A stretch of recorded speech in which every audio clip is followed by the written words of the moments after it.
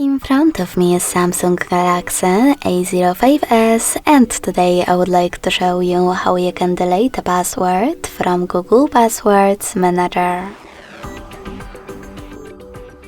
Begin by opening Settings and scrolling down to access Google.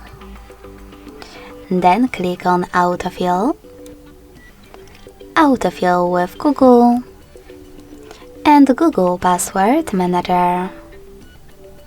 Now just click on one of your passwords that you wish to delete and enter your current login method. Lastly, select the Delete button next to the Edit one and confirm your choice in the pop-up.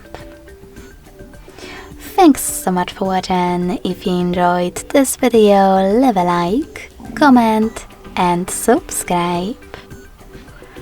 Bye!